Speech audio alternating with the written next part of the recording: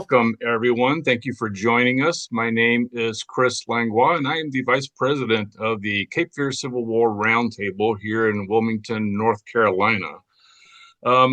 Today, we have a really special treat. We're going to be exploring the Battle of Hatcher's Run. Perhaps you're not as familiar with that battle as some of the other battles from the Civil War that are much more well known. And if you don't know as much about it, hopefully we're going to remedy that today for you. I'm joined today by Dr. Nigel Lambert from across the Atlantic in the UK, who's invested quite a bit of time and effort, research, and written extensively specifically on the Battle of Hatcher's Run. So he's going to share some of that with us today. So without wasting any more time, I'm going to turn it over to Dr. Lambert to share some of his knowledge and passion on the Battle of Hatcher's Run. Dr. Lambert, thank you for joining us. Right, thank you, Chris, and thank you for inviting me to your roundtable to discuss the Battle of Hatcher's Run, February the 5th to the 7th, 1865. And it's a real honor and a privilege for me to be here with you to talk about the battle. And with all the battle's connections to North Carolina, it seems a very fitting place to be with you in Cape Fear. I usually label my talks as Grant's 8th Petersburg Offensive, which is mainly because folks have heard of Grant and have heard of Petersburg, but the eyes of any even knowledgeable audiences can tend to glaze over when I say I'm going to talk about the Battle of Hatcher's Run. It's fair to say that posterity hasn't treated the battle particularly kindly, and I think we'll further discuss that later on. That's an important part of the story. Specifically on that, how did you become interested not only in the American Civil War but the Hatcher's Run specifically? Right. Okay. So I'll put a bit of context into that question that I get asked quite a lot about. So yeah, briefly a little bit about me. So I'm a retired UK scientist. So that's obviously something of a quantum leap from UK scientist to recognised authority on Hatcher's Run, which is a fairly obscure Civil War battle. And yeah, I could take up half of our time joining up those dots, but I think with your permission, I'll lightly sidestep that rabbit hole, as my main aim is mainly to raise the awareness of the battle. However, I do need to summarize a couple of important aspects alluding to your question, because people might be thinking, so watching this, well, what's a UK scientist got anything to say useful about the American Civil War? So, and that's a pretty, I think that's a very legitimate question. And I think everybody should ask any author or presenter, what are their credentials? So I've got a 40-year career in both quantitative and qualitative research. So I've published over 100 peer-reviewed scientific articles. So basically, I'm no stranger to research and analysis. So I've been an armchair Civil War enthusiast since the 1960s, and I've been lucky enough to visit many of the battlefields on numerous occasions. Sadly, I've never made it to North Carolina. So regarding my Hatcher's Run work, I've been blessed to collaborate with many US historians and experts. My free ebook is the most extensive text on the battle to date. And that explains more about who I am, where I've come from, and the philosophical framework I've used to create the narrative. I will single out Petersburg doyen Bruce Suderow, who's been a constant companion with me throughout the journey. And you may know that Bryce co-wrote with Ed Bierce in 2014 a 2-volume award-winning book on the Petersburg campaign. So hopefully that's to those watching has alluded any fears as to what my credentials are. So now how I stumbled across Hatcher's Run, again, that's a pretty long story, but I'll cut that short. So I stumbled across Hatcher's Run in 2020 when I had a local friend who we've been on the battlefields with many times. He acquired a Union rifle, and with all the paperwork and markings on it, in all probability, it was that it was captured by Confederates at the Hatcher's Run battle. So I was keen to know more about the battle, and I was absolutely shocked and dumbfounded to discover there was no book about the battle. And I saw this as a substantial 3-day battle between A-list protagonists Grant and Lee in the prime sector of Petersburg, and there was no dedicated book. So I thought that was rather strange. And then what I did find that had been written about the battle was contradictory and confused. So it all seemed a bit weird. And the more I explored, the more I discovered how fascinating the battle was. And thus I got more intrigued as to why it had been neglected. Basically, from that acorn of curiosity, a substantial tree has grown. So I now run the popular Hatcher's Run Facebook group, and I cross post fairly frequently on your roundtables page. I think it's very interesting too to me. It's almost a historian's dream to find an aspect like this, a battle that is very significant and large, but hasn't really been covered by anyone else. So that sounds like it was a gold mine of interest for you. I was just completely shocked and stunned, really. So I went on the internet to buy a book from, I won't say where, but you can guess, and there just wasn't one. So I was just, because I mean, there's books written about virtually every aspect of the Civil War, and every obscure engagement and skirmish seems to have some book written about it. So I've got quite a library of books and things here. But so there it was, a big eye opener and a shock. So speaking of that, why don't we get into the battle and tell us a little bit about what you know, summarizing the battle, and then I think later on we'll get into the significance and the aftermath as well. Yeah. Okay. Yeah. Thanks, for that, Chris. Yeah. I mean, a blow-by-blow account of this roller coaster 3-day battle would literally take hours to go through. And then I'd still have to describe the consequences and legacy of the battle as well. So I'm just giving a fairly brief overview here, about 15 or 20 minutes. My main aim is to entice people to access my free ebook, and then they'll get to learn the full story. So battles never occur in a vacuum, and I'm largely going to skip over the context of the February 1865 Hatcher's Run battle. The Petersburg campaign had been going on since June 1864, and it would become the longest campaign of the war. And the Hatcher's Run battle arose out of Grant's 8th Petersburg offensive. So on February the 3rd, 1865, the failed peace conference on the River Queen steamship moored in Hampton Roads took place. As I said, that not unsurprisingly didn't amount to anything much. But around noon on the very next day, February the 4th, Grant proposed a large cavalry raid on Belfield, about 40 miles south of Petersburg, to disrupt a large rebel supply base. So if you can put up map 1, Chris, that should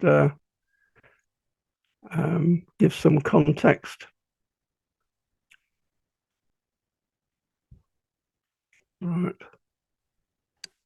Here we go. Yeah, so here's a simple scheme of Belfield's down at the bottom here. So this was his main attack. Petersburg's obviously here. Further to the north, and further to the north of that is Richmond, and the red arrows are the supply route. So Grant's aim was a cavalry raid to Belfield and destroy and disrupt the rebel supply base there. So now, however, Army of Potomac Commander George Meade wisely persuaded Grant to change his plan. And indeed, this offensive I think, is a neat case study in the relationship between Grant and Meade. And the mission finalized only late on February the 4th was a cavalry raid for the following morning. So it was quite a rushed affair, really. It was starting just a few hours later. And what they decided was they were going to disrupt the supply route at Dinwiddie Courthouse, which is the other yellow star here, which is on the Boyd and Plank Road. That's only 10-15 miles southwest of the Union lines. And the 5th Infantry Corps and most of the 2nd Infantry Corps were ordered to support this cavalry raid. Now, surprisingly, despite ample evidence, the genesis of this offensive is commonly misrepresented, and we'll probably touch on that later because that feeds into the narrative of the whole battle. And so I wrote an emerging Civil War article covering the genesis of this battle and what really the aims and objectives of this offensive was. So if we look to map 2 now, Chris. So this shows the plan that was agreed in more detail and gives people a sense of the basic geography that we're talking about here. So early on February the 5th, at 3 in the morning, actually, David Gregg's cavalry division, which is here in orange, set off from their camps along the Jerusalem Plank Road towards Dinwiddie Courthouse, which is the green dot on the left. So to disrupt the Confederate supply line. So they managed to get to Dinwiddie Courthouse but just after noon. The roads were pretty terrible, really. It's in the middle of winter here. So they arrived at Dinwiddie Courthouse, and to their great surprise, they discovered that the supply route had been largely abandoned. And the whole offensive, which had been endangering about 30,000 Union soldiers, had in effect been a wild goose chase. So the cavalry headed back to safety, and the mission, as envisaged, was technically over. Well, one question about that I wanted to bring up that kind of ties into the Cape Fear area. It was very interesting to me. So the supply line that was coming from Wilmington, from the port of Wilmington, which was the main last port that was open, was fairly significant. In fact, we know that Robert E. Lee's quote of "If Wilmington falls, I cannot sustain my army." Yeah. Wilmington was pretty significant. So that supply route coming up the Weldon Railroad, and although the Union had cut the Weldon Railroad just south of Petersburg, they were actually unloading the trains, taking them by wagon over to Dinwiddie Courthouse and up the Boynton Plank Road. Yeah. However, as you said, when General Gregg arrived, that supply line had pretty much been abandoned. Yeah. Do you think it had been abandoned because of the fall of Fort Fisher, which had fallen back in January 15th and been captured by Union forces? That would be my guess. I've got no evidence to support that, but that would be my assumption. We have no information of what the intelligence was that Grant was working towards, if indeed he did have any, for that matter. So yeah, we don't know, but I think obviously the capture of Fort Fisher and then the effective closure of Wilmington was a sort of major issue, and that's bound to have impacted on the supply basis. So I think the point you make about General Lee's desire to preserve Wilmington is very important. But I was at we had a reciprocal thing. We had a guy from Bentonville in your state who came and who did a Zoom talk for our London roundtable, and he made the point that Lee considered Wilmington more important than Richmond from a military point of view. And another interesting aspect of that is that I've been working with John Horn and Bryce Sudero on a fairly mysterious and unknown action taken by General Mahone's division, for all his division. They were ordered out in the middle of January, and they only got back late January, and they got sent to North Carolina. And we've got John Horn found evidence of the troops doing a movement there, but they didn't get involved in any fighting or such. But the nature and motives of that maneuver, we haven't been able to actually track down, and it's something that's not known about. But to send effectively your best division from the trenches in Petersburg to go to North Carolina tends to suggest something. Perhaps he was wanting to use Mahone to kind of defend Fort Fisher.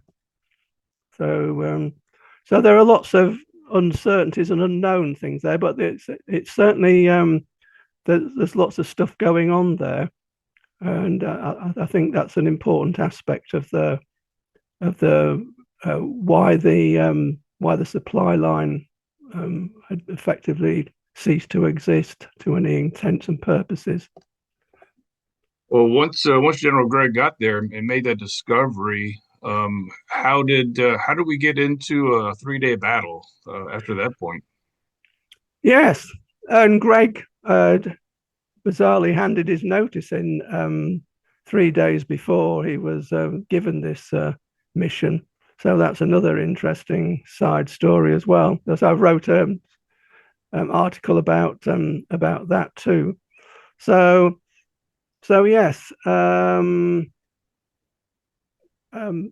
warfare tends to take on a course of its own. During the morning,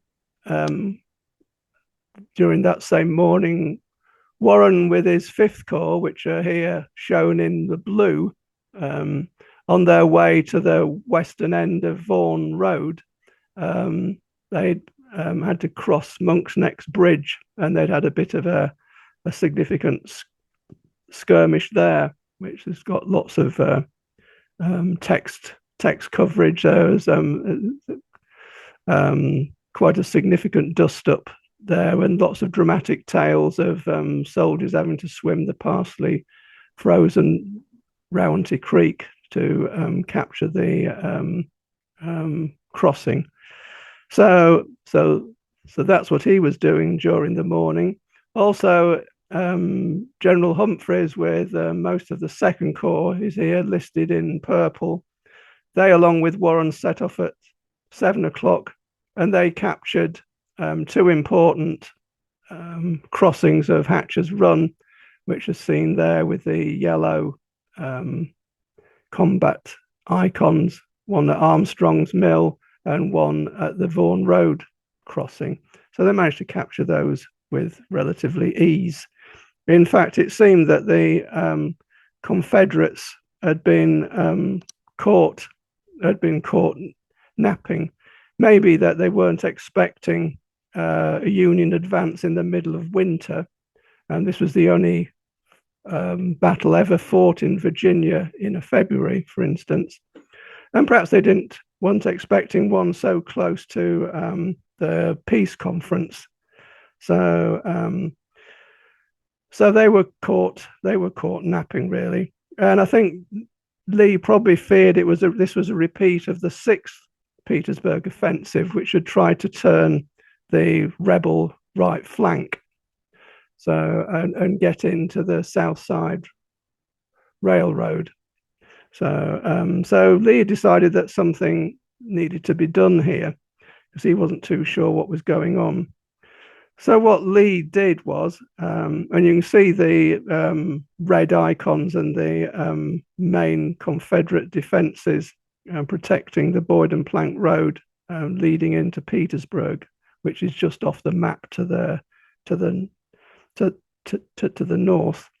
So Lee ordered an attack on Humphreys Line, the Purple Line, which had formed a line the other side of Rocky Branch, just north and east of Armstrong's Mill. They were only about 1,000 yards away from the main rebel works, the red icons there. And so what happened was at around 4 o'clock in the afternoon, the first of 3 rebel attacks occurred, and all of which the Federals repelled before nightfall ended the fighting. And I've done much to clarify the details of this particular action. So both who took place and why the attacks failed, because that's been surrounded in confusion. So, and it's claimed that Lee wept like a child at the performance of his troops during this action. Now, despite winning a resounding victory, either side of Rocky Branch, both Meade and Grant were concerned at the scale of the Confederates' attack and realized that they'd actually had quite a lucky escape. And they feared a further assault in the morning. So overnight, the Federals consolidated their positions around Humphreys' fairly vulnerable position. So Warren's Fifth Corps was ordered back up the Vaughan Road towards Humphreys. Gregg's cavalry that were making their way back to Malone's Bridge, they were called back as well to get to Humphreys' position. And they also called for further reinforcements from the 6th Corps and the 9th Corps. So overnight, all these Union units all moved to Humphreys' position around Armstrong's Mill. And by morning, most of them were generally in place. So by which time Meade was breathing a lot easier. From the Confederate perspective, Lee considered that the fighting was over, and he started sending some of his troops back to Petersburg. And that could well have been the end of the battle there as well. However, 2 very curious decisions ensured that much blood would be spilt that afternoon. So if we look at map 3, we kind of zoom in to, here we go, yeah, so we're kind of zooming in around Armstrong's Mill and Dabney's Mill here. So this is the right end of the Confederate line. You can see the red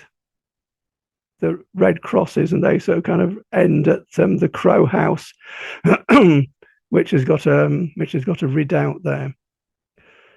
So for reasons that are unknown, at around 10 o'clock on February the 6th, John Pegram, who's commanding the Confederate division guarding the Crow House, he decides to split his force, and he accompanies 2 of his brigades down Quaker Road, which is on the left edge of the map, and back up Vaughan Road, where they join some dismounted Confederate cavalry who have been skirmishing with Gregg's cavalry for most of the early morning. Now, this just left 1 brigade of his around the Crow House, and this 1 brigade was just left defending the entire right flank of the Confederate line. And the second strange thing that happened at around 12:30 that afternoon, just after noon, Union General Gouverneur Warren ordered David Gregg's cavalry to charge down Vaughan Road and clear what they thought was just a few dismounted rebel cavalry troopers. That's fair enough, but more perplexing, he also ordered 2 full infantry divisions, those of Crawford and Ayres, to advance on Dabney's Mill, which is here in the middle of effectively middle of a jungle, in front of the Crow House. So why would send? It's very curious. What made you? What do you think caused? Because it didn't sound like Lee wanted to attack in the morning. What do you think caused Pegram to split his division in that way? Well, that's one of the great unknowns and fascinations of the battle, really. Yeah, I think Lee had considered the affair over, and he was sending troops back to Petersburg for sure.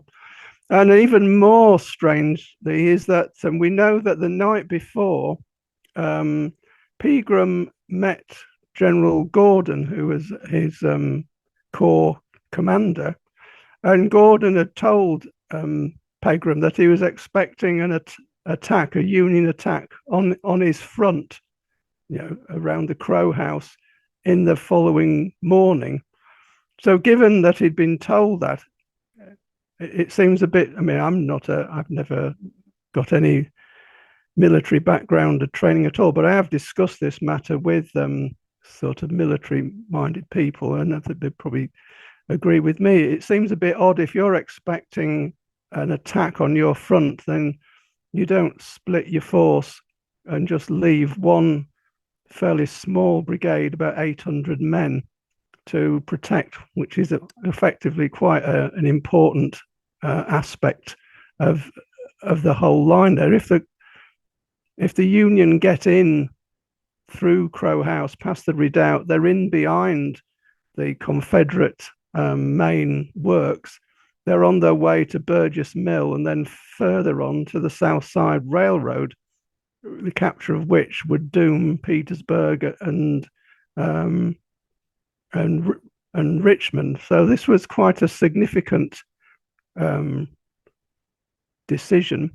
Whether he took it on his own back or whether General Gordon told him to split it, I'm not even too sure what he was aiming to do, really, with just two brigades. Maybe he was expecting to team up with the whole of Rooney Lee's cavalry, because they'd been sent for the previous day. Most of them didn't show up, so to the battle. So yeah, it's not quite sure what he's hoping to do, because he's only a couple of brigades and he's going to be facing the whole of the Union Fifth Corps. Not to mention you've got the Second Corps as well, not far behind. So difficult to know what his decision was or what his thinking was there. And similarly, not clear thinking why Warren would send 2 infantry corps off into the wilderness, effectively, with no previous reconnaissance. I don't quite know what that was about, really. So there's quite an interesting history to all that, because he should have he got sent orders to do a probe on his front earlier in the morning, just as the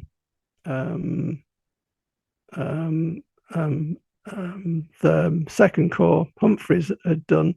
So a probe. That's what Humphreys did. He just sent a couple of regiments out just to see what the rebels were up to, and then if there were any outside of their works, they were to report back, and then he was going to send in a bigger force and push them all back to their works. He did that probe, and there was all the Confederates were back in their works anyhow. So they'd wanted Warren to do the same, but the messages that he got were ambiguous, so he didn't actually do anything. So and then Meade turned up around noon, and they probably had quite an interesting conversation. 2 fairly fiery kind of characters, weren't on very good terms by that stage of the war anyhow. So so what they come up with this meeting was, rather than just send a couple of regiments up Dabney's Mill Road to Dabney's Mill just to see what the Confederates were up to, they go in effectively as a reconnaissance in force. We send two full infantry divisions, and they know what the terrain's like because they Crawford got hopelessly lost in exactly the self same place in October in the Battle of Burgess Mill, which was fought over similar terrain. So it's not as though they didn't know what the terrain was like. So it just seems, again, somewhat bizarre that you just send two infantry divisions into the jungle. So, but that's what happened, and that those two actions ensured that there was going to be severe fighting at the two locations, one on the Vaughan Road and one around Dabney's Mill, and they're separated by about a mile of fairly inhospitable wilderness terrain, sort of thick forest, swamps, and ravines. It's very cold, icy weather. So, I mean, actually getting about in that terrain is a challenge. So I'll talk you through what happened at both of those venues. I'll start with the Vaughan Road action first. And as ordered, David Gregg's cavalry charged down Vaughan Road, expecting to push back the dismounted Confederate cavalry with some ease. But then, surprise to them, they crashed headlong into Pegram's two infantry brigades. And quite unsurprisingly, the Union cavalry predictably got badly mauled. And it was only at the help of a nearby Federal infantry brigade that came to their aid, and for a while managed to contain Pegram's jubilant rebels. At about 3 o'clock, with Federal ammunition running low, another Union infantry brigade, that of Horatio Sickles, went to their aid, and Sickles' men managed to scatter Pegram's force into the nearby woods. And at around 3:30, Pegram regrouped his men, and they headed north through the inhospitable terrain towards the sound of battle at Dabney's Mill, and to reunite with their lone brigade that they'd left earlier in the morning. So while all this fighting had been going on along the Vaughan Road, if we rewind the clock back to about 1:30, and we've got Warren accompanying 5 Union brigades marching towards Dabney's Mill, and guarded by the sole Confederate brigade. It's actually a Tar Heel brigade commanded at the time by Colonel John Gimlett Lee, who was guarding the Confederate right. And as I mentioned before, that a Union breakthrough here would be a complete catastrophe for the Confederates, and could actually, in theory, end the war if they broke through there and got to the South Side Railroad. Now, unfortunately for Warren, the muddy, icy forest trail was very narrow that he was going on, and he couldn't get all his force to the front to overwhelm the solitary rebel brigade, who I must say fought quite tenaciously as well. And the terrain and the tenacity of the Tar Heel soldiers bought the Confederates some time to order up reinforcements. And it was during this initial Union advance, which involved Bragg's and Baxter's brigades, that Sally, the famed 11th Pennsylvania mascot dog, was killed by Lee's troops.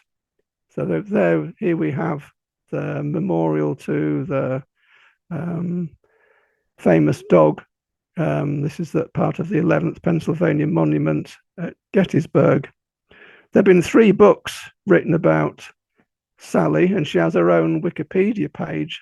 So less well known are the two handlers who perished with her at the same time, but I've managed to track down um, their probable names. And it's also less well known that Sally wasn't the only dog killed at the battle, but certainly in terms of recognition and people's awareness, sort of everybody seems to know about Sally the dog. They sort of know more about that's about the one thing that most people know about the Battle of Hatcher's Run.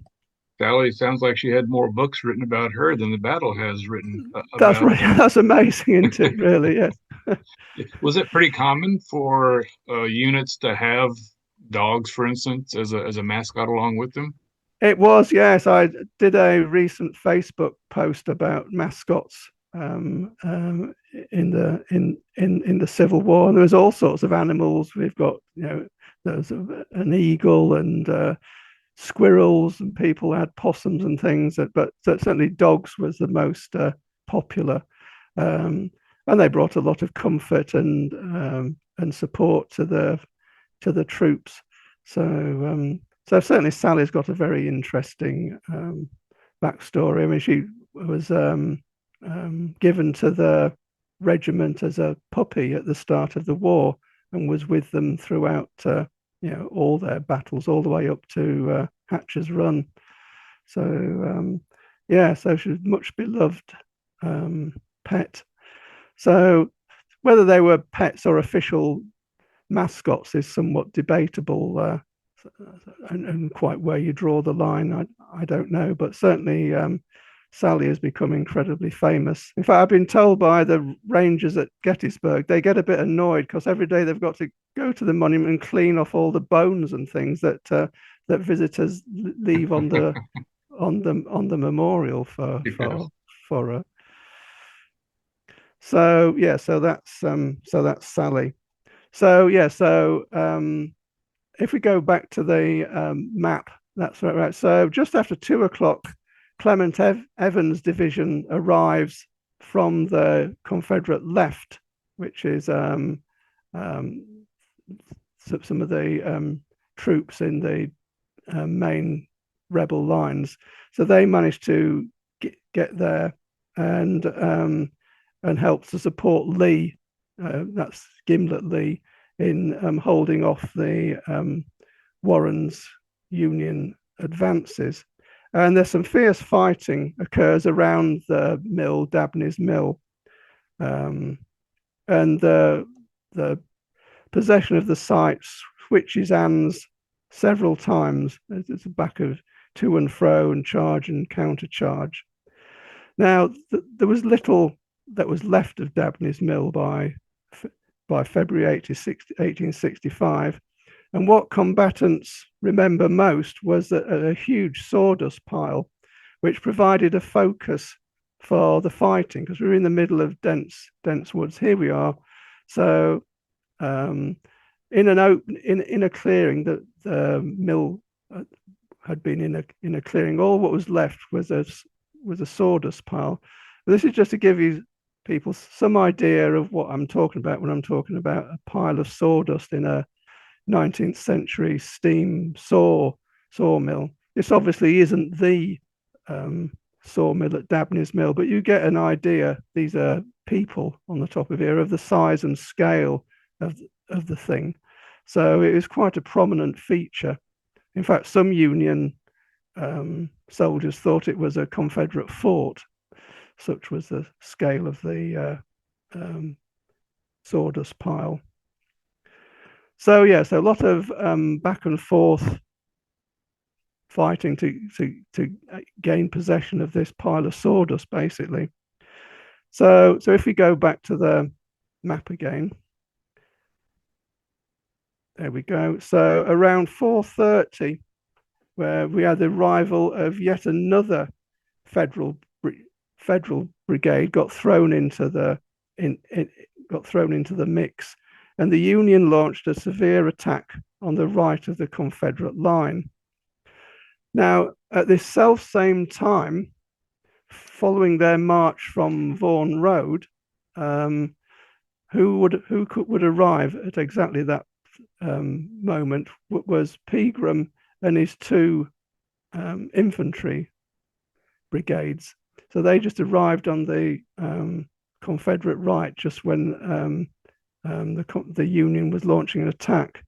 Now, in the initial hail of Federal bullets, Pegram was killed outright, and a brigade commander was seriously wounded. However, with the extra two infantry brigades that had arrived, the rebels easily repelled the Federal attack. And around 5 o'clock, a noticeable lull came over the battlefield. The two sides had been fighting here for over 3 hours in terrible conditions. So the Federals retreated about 200 yards southeast of Dabney's Mill, and they started to dig in. The Confederates had got some serious reorganizing to do around Dabney's Mill. They'd lost a division commander, they'd lost a brigade commander, and a gap had appeared in the middle of their line. In fact, Tar Heel General William Lewis took over Pegram's divisional command at that instance. Now, John Pegram was the most senior officer killed at the battle, and there's a huge backstory here. I think we've got a picture. Oh, I can go back to the other picture as well. That's important. Yes. So this gives you some idea of the sort of conditions that these guys were fighting in. It's hardly ideal for military maneuvers. It looks like a fairly dense area of woods that they're That's fighting. it. That's absolutely right. That's what it was. And you throw in swamps and ravines, and the fact it's freezing cold, so there's a thin layer of ice over a lot of the surface water and what have you. And there's lots of tales of the Union troops moving up to the front, or Warren trying to get them up to the front. They put their foot in the soil, and it gets sucked in, and they lose their shoes. So they're virtually exhausted by the time they do get to the front, because it's such a hassle to get there. And there's lots of briars and other stuff, so it's kind of ripping their uniform to shreds. A lot of their muskets fail to work because they've all got water and gummed up bits of mud and stuff in them. Another So interesting aspect of this battle is that it occurred in February during the winter, when you that's don't hear right. very many battles taking place. We're usually in winter quarters during that time. That's right. So that had a massive influence on the battle for two reasons. One is a lot of officers go on leave during the winter. They've got to recuperate and recover and get recharged for the spring campaign. So a lot of senior officers were missing here. So there's a lot of experienced officers missing from this battle, which would have had a bearing, and that's all the way from senior brigade commanders down to regimental and company commanders. So a lot of experience is missing, and also, as you say, and as this, I mean, there's a very good reason why this is the only battle ever fought in Virginia in a February. I mean, it's just not a good time to be launching offensive, because the roads with the the Virginia soil, it just gets so boggy and muddy. It just doesn't enable easy troop movement on any large scale. So that's very much on Grant, really, because this was obviously his first winter in Virginia. So I think Meade all along was fairly skeptical about the whole venture, really. But yes, it certainly had a big bearing, and with more to come, as I'll get to. So yes, so if we move on to Pegram, the next here we go. So so I suppose after Sally the dog, the death of Pegram's about the next best known thing about the battle. and that's mainly not because he was a particularly great strategic commander, Pegram, but he was very popular and charismatic within Richmond society. And only 3 weeks earlier, the poor bloke had married again another famous person, the famous Southern belle Hetty Carey, in a very lavish, probably one of the most the I suppose the last sumptuous thing that the Confederacy actually did, I suppose, was this big wedding. So they were very popular in Richmond society. In fact, Pegram was born in Petersburg. He died less than 10 miles from where he was born. So he's very much a local lad. So, yeah, so big backstory there, which I don't really have time to go into, but I think it's important to mention. So if we go back to the map again, so soon after 5 o'clock, here we go. Yeah, so we've had this lull. The Union are digging in. They're getting reinforcements, hopefully coming up from the south.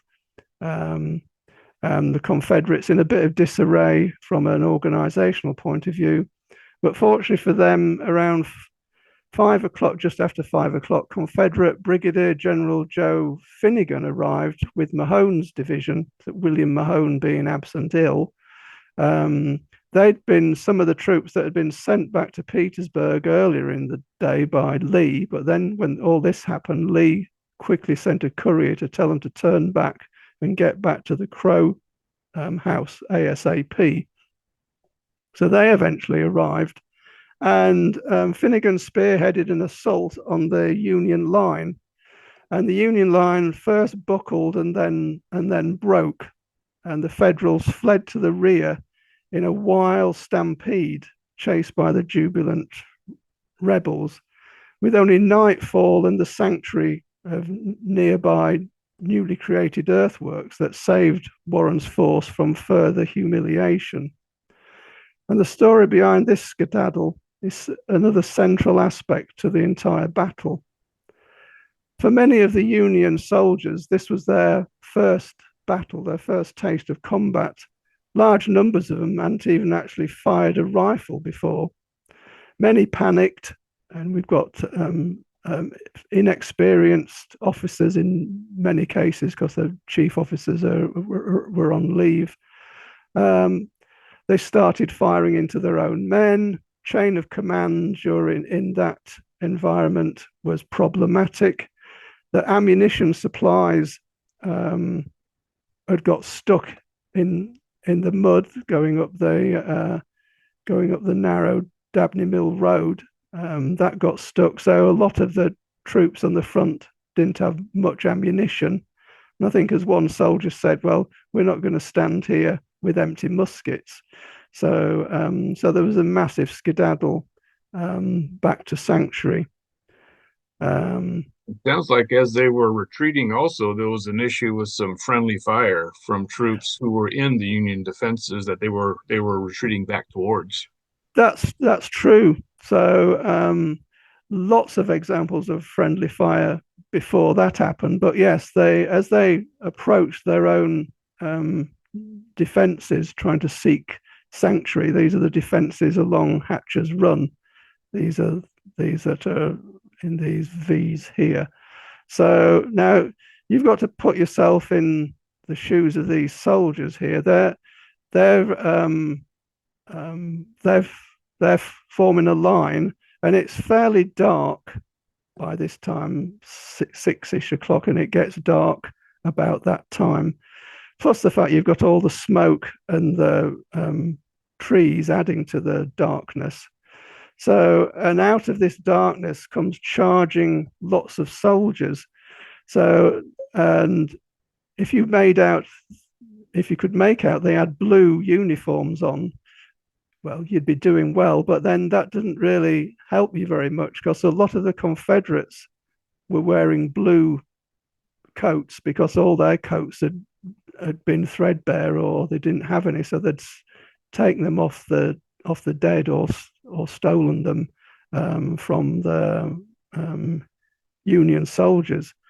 So if you're there and there's a lot of people charging at you, then you don't know whether they're friend or foe, then it's not surprising that some are going to shoot first and ask questions later. So, and yes, some of them just ran away in panic when they saw these soldiers arriving. Others stood firm, and others, just fired a couple of volleys into them. And there was lots of accusations of who fired into who and who got blamed for all this. So that's an interesting story in its own right. I think I wrote an emerging Civil War article about that very issue. So, but yes, it certainly. I mean, one senior Union officer said it was the Fifth Corps' worst performance of the war, and Meade himself, the day after, called the event a disaster, quote unquote.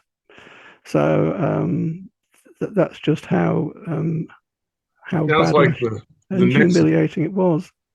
exactly. I think that was also a big aspect, especially of the next day on February 7th. Not only of the winter storm that occurred, but also it sounds like trying to regain some of that lost honor from the day before.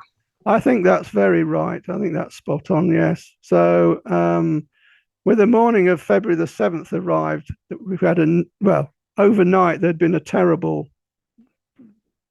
winter storm, snow, hail, heavy winds, and these troops had got no protection with them, especially those who were out on the front, because this was, still an active battlefield.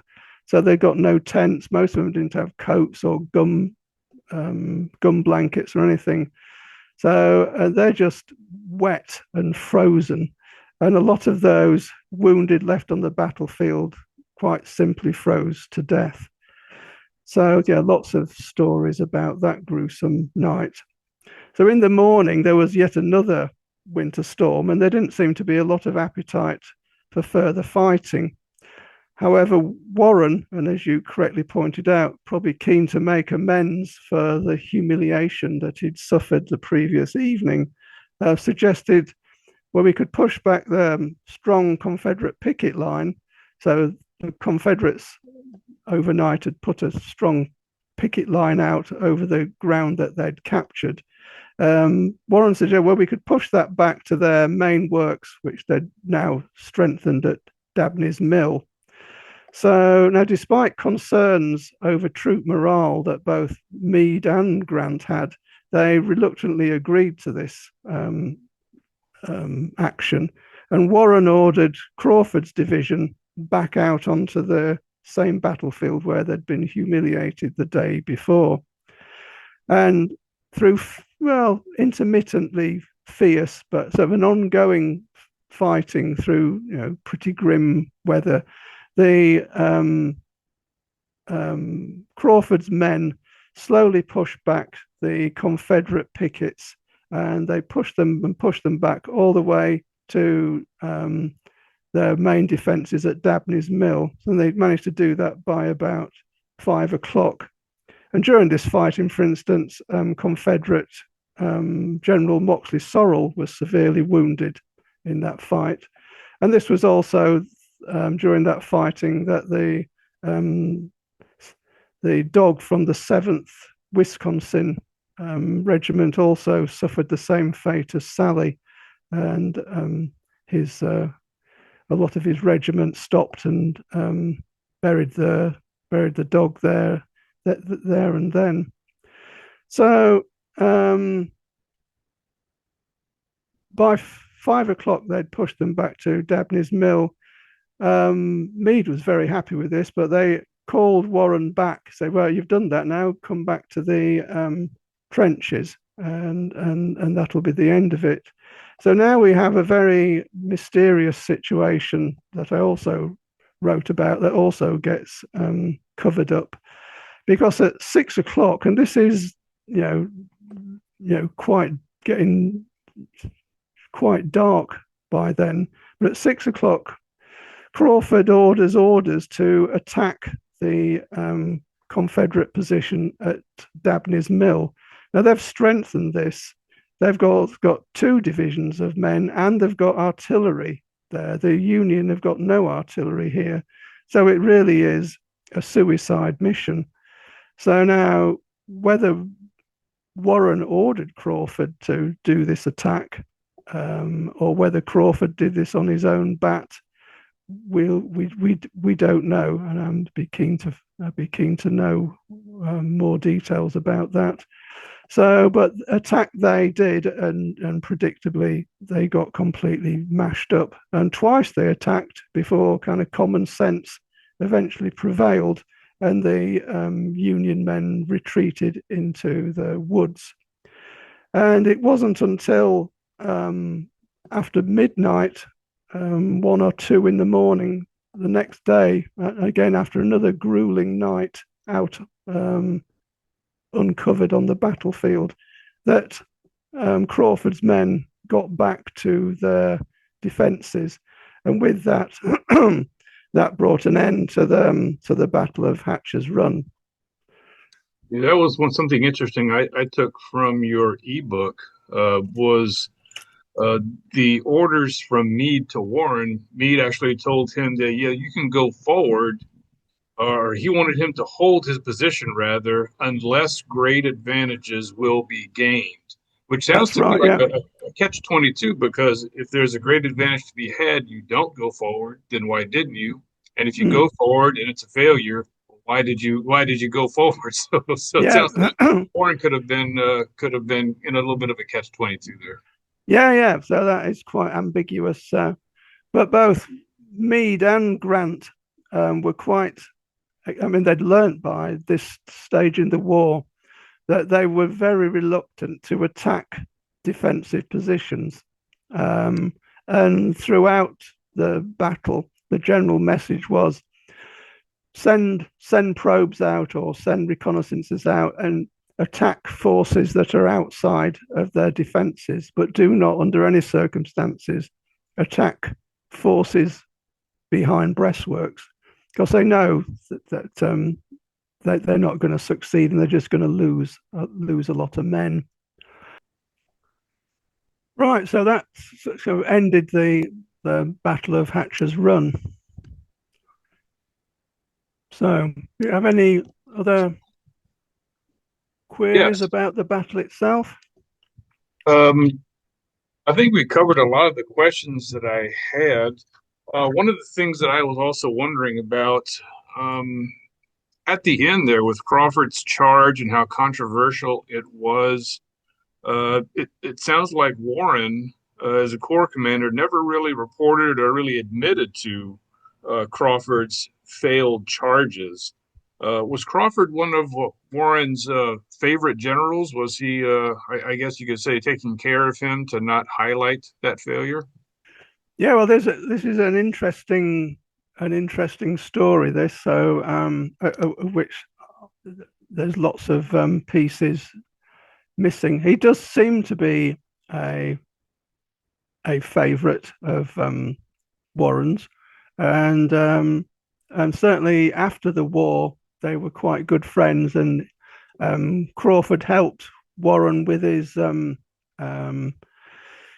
travails over gaining his reputation after he got sacked at Five Forks, and that went on for years and years. All that story, but that's a separate story.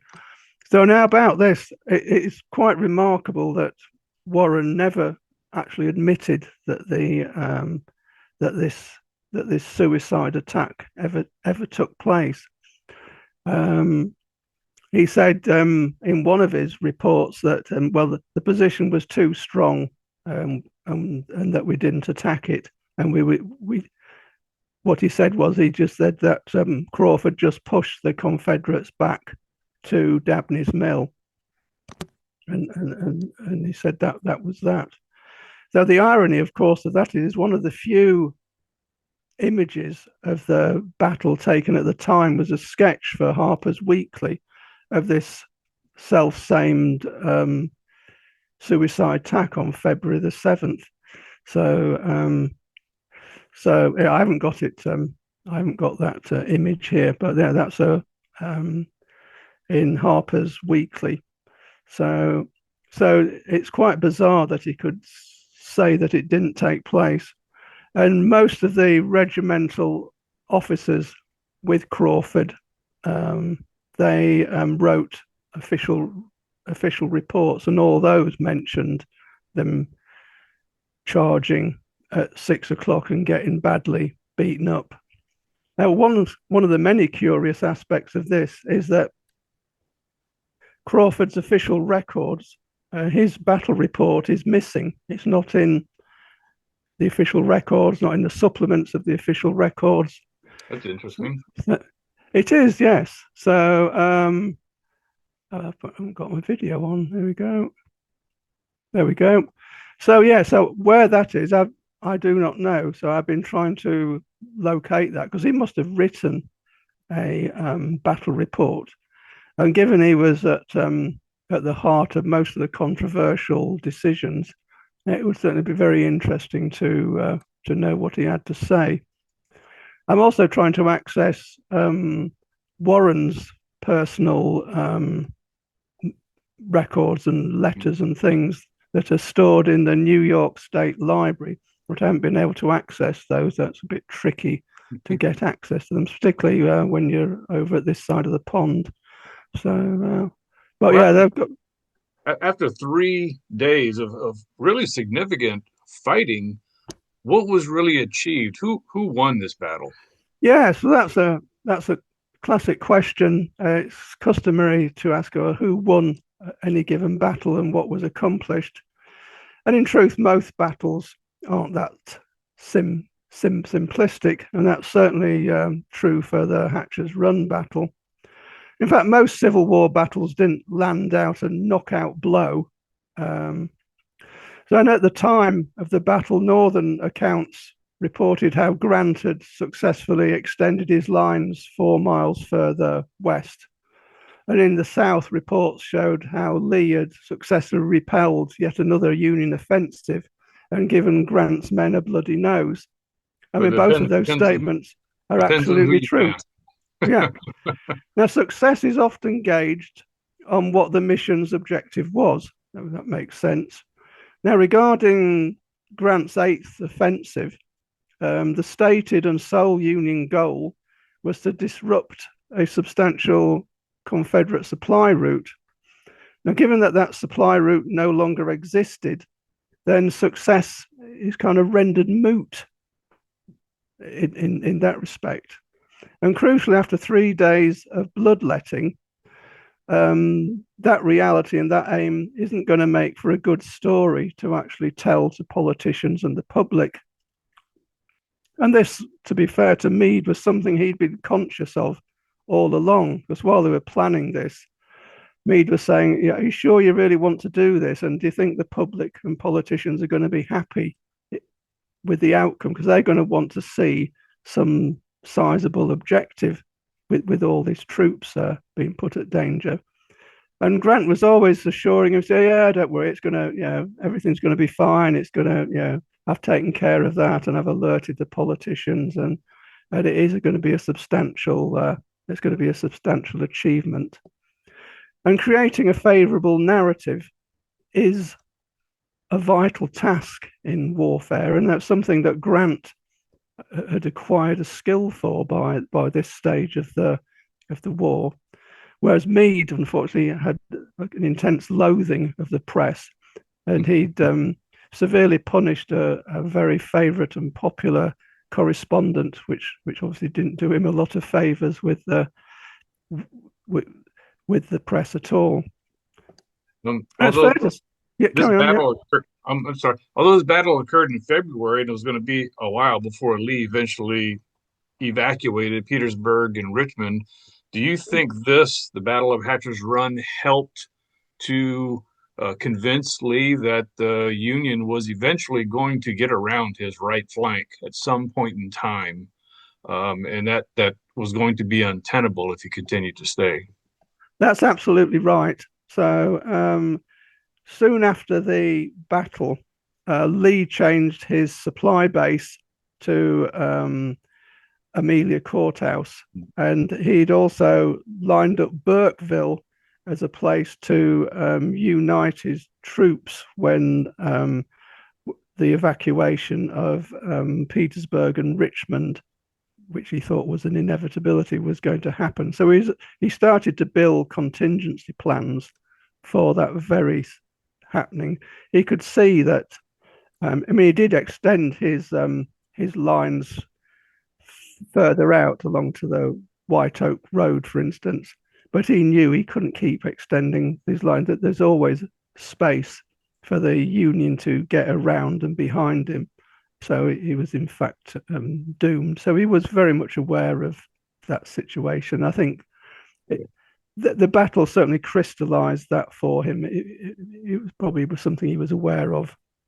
You mentioned several times about how Hatcher's Run is neglected, a little bit misunderstood, and is not as well known as many other battles. My question would be, do you think the controversy behind the retreat, the Great Skedaddle, the friendly fire, Crawford's charges, and the need for Union commanders to seemingly kind of control the narrative on those things, do you think that contributed to this battle not being as well known? Absolutely, that's for sure. So I think before I come to that, I'll just highlight a few things of. So that's really about why it was neglected. If I just highlight for people as to how it's been neglected, and then I'll circle back to what you've raised. So just briefly to recap, I haven't got into numbers here before, but this battle involved nearly 60,000 combatants. There was well over 2,500 casualties as a conservative estimate. 14 medals of honor were awarded, and it was the only battle fought in Virginia in February.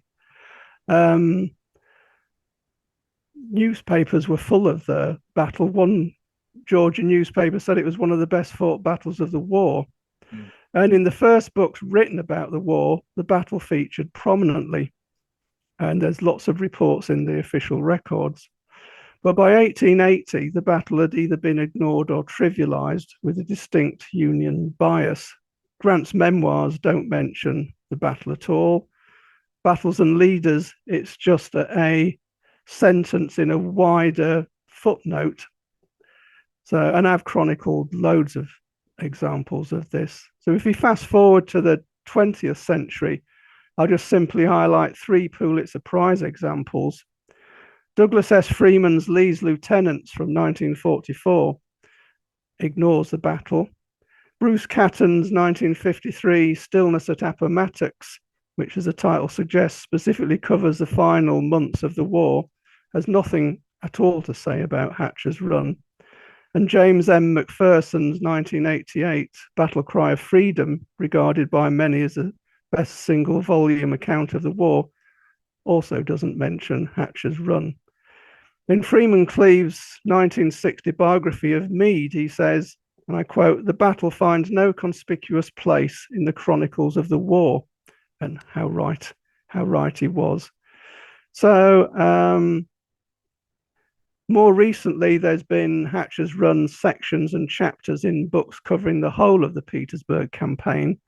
Although written by esteemed historians, they're only summary accounts, and they contain many errors and contradictions that Bryce Sudereau and I addressed in a magazine article.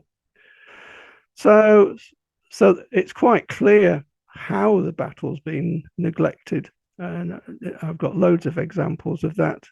So now the issue is why it's been like that. Well, the human societies create narratives, and that's what binds them together. And historiography is the discipline of studying how histories are created. And academics have identified factors that influence, what does and doesn't get remembered or told in textbooks. And if I pick some of these examples out and apply that to Hatcher's Run, so the first one is reputational management. So we've got powerful voices like Grant, who, let's not forget, became president, and senior Union of generals. They were only too happy to forget about this battle and bury all their significant failings. How they'd endangered thousands of soldiers on a pointless mission, deploying vast numbers of inadequately trained troops, the humiliating skedaddle, as you'd mentioned, firing into their own men, the suicide assault on day 3. A senior officer actually accused Grant of hiding the truth from the public. And from a regimental perspective, common Federal soldiers in famed outfits hid the truth of the great skedaddle. One soldier from the 20th Maine, the famed 20th Maine, was brave enough to actually admit to this cover-up. From the Confederate perspective, well, they start at a disadvantage because they're usually the winners of wars that framed them. But Lee and many of his senior commanders, General Finnegan notwithstanding, but he never wrote a memoir afterwards, they'd no great incentive to recall the battle anyhow. Mass desertions, poor conditions, troops disobeying orders. So, there was no great incentive to perpetuate this battle. And by the 1890s, a sanitized Union version of the battle had been established, and attention went elsewhere. The mud and blood of Petersburg never really captured the public imagination, like Sherman's daring raids, Antietam, Shiloh, and such like.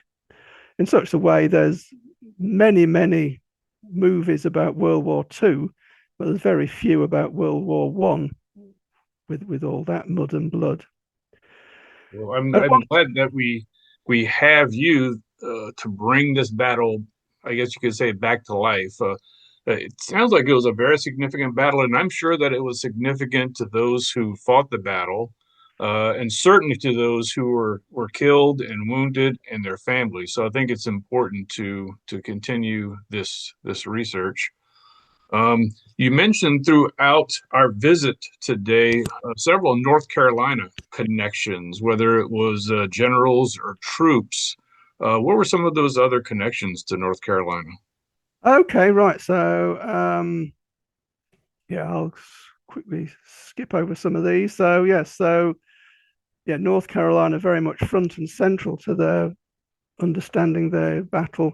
In the much misunderstood Confederate assaults on Humphreys' Second Corps line on day 1, late on day 1, the Tar Heel brigades of William McRae and John Cook featured prominently in the attacks east of Rocky Branch. And a key point that many accounts get wrong is that William McRae wasn't even at the battle. He was on leave, another one vastly experienced who wasn't there. Now, both these Tar Heel brigades were badly let down by the tepid attack of John Gordon's men west of the stream. So this enabled the Federals time to focus their firepower on the Tar Heels, and they certainly suffered major casualties as a consequence. So I've mentioned how 14 medals of honor were awarded at this battle. None are memorialized on the battlefield, I hasten to add. Now, one of these medals of honor was awarded at the time to a Union cavalryman for capturing the flag of the 33rd North Carolina Infantry in the fighting along Vaughan Road, which we've talked about. The counts in the official records and elsewhere features prominently. The one drawback is that North Carolina regiment wasn't at the battle. So I wrote a magazine article on the mystery of this, and my colleagues and I even managed to track down the remnants of the actual flag. And experts naturally suggested that it was probably a typo in the official records, and it was actually the remains of the 23rd North Carolina infantry. and they were in Robert Johnson's brigade, and which then fit the prevailing battle narrative of Johnson fighting along Vaughan Road, where the flag was captured. Unfortunately, evidence I came up with and other evidence has shown conclusively that Johnson, again, he wasn't at the battle either. There's more experience missing. And his brigade, commanded by John Gimlet Lee, as we've talked about, he wasn't fighting along Vaughan Road. He was a mile away at Dabney's Mill.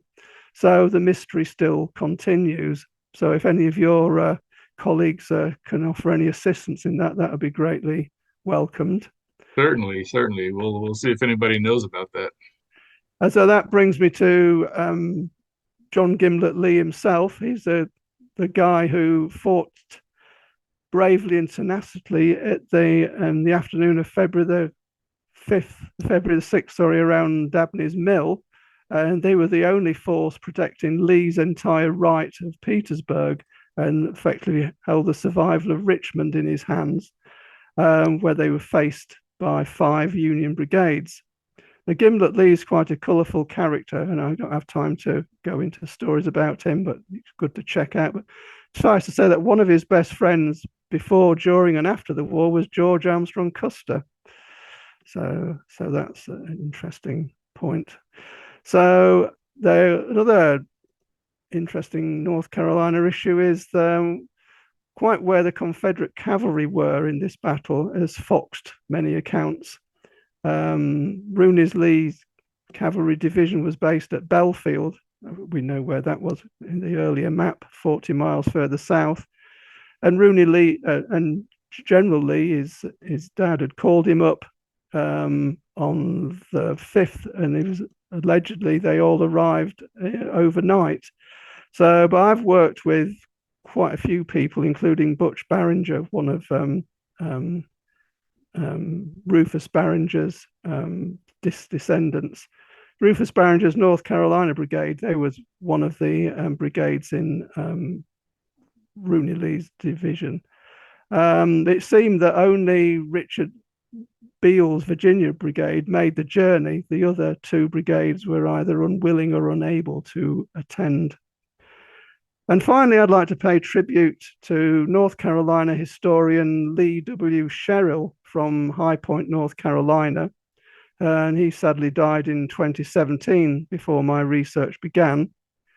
He wrote a detailed book about the 21st North Carolina Infantry in 2015.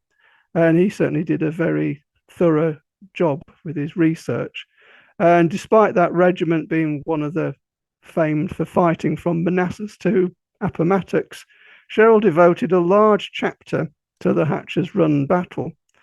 That in itself is pretty unusual, because authors and certainly publishers don't like to waste space on things that people don't have any interest in. So, but he did, and he found a lot of new information that certainly ran contrary to the convention about the battle. He was the one who found Gimlet Lee's report in the official record supplements, for example. Now, he wasn't writing about a book about Hatcher's Run, so he probably didn't understand the importance of what he'd found. But Petersburg experts never really picked up on his account, and they tend to had stuck to their traditional but flawed story. Unfortunately, Sherrill's account suffered from a lack of maps, which again, paper books, that they don't have the space for that. They use them sparingly. So consequently, some of his geography was a bit muddled up. But his book is a constant companion to me and certainly helped propel me on my Hatcher's Run quest. Well, we're certainly grateful for all the work that you've done. We're kind of coming to the end of our visit here. Yeah. But it's really been enlightening and eye-opening, especially for, I'm sure, a lot of people who are not as familiar with the battle. And we here at the Cape Fear Civil War Roundtable are grateful that we can help get some of that information out there, make it a little bit more prominent. And so we certainly thank you so much for sharing not only your knowledge, but your passion about the American Civil War and the Battle of Hatcher's Run. Well, thank you for inviting me. Yes, for all your insightful contributions that you've made to our Roundtable Facebook page, Mm. which kind of brings me to let everyone know if anyone is interested in more information, you can certainly check out Dr. Lambert's many contributions on our Facebook page, the Cape Fear Civil War Roundtable. Lots of interesting information. We're also going to post links to Dr. Lambert's ebook on the Hatcher's Run, the battle, and then the several articles that he's also written, and try to get some of that information out there. We are we are so very grateful that you were able to spend some time with us and to share your knowledge and, like I said, your passion. We need more of that, and we're certainly grateful that you're bringing this information about the little known battle to light. Well, thank you, Chris, and thanks for inviting me. And yeah, it's very much all about raising awareness of this battle and the people who fought there, for sure. Certainly. Thanks a lot. Well, thank you so much. And Yeah, we hope to continue seeing more information from you in the future. yeah, I'd love to come back. If you're ever wanting to come to the Wilmington area, let us Yeah. know, and we'll give you a nice tour of the Fort Fisher and the Wilmington campaign. Right. Well, I might take you up on that offer. All right, sounds Thank, good. yeah, Thank you okay. so much. Cheers, Chris. Thank you.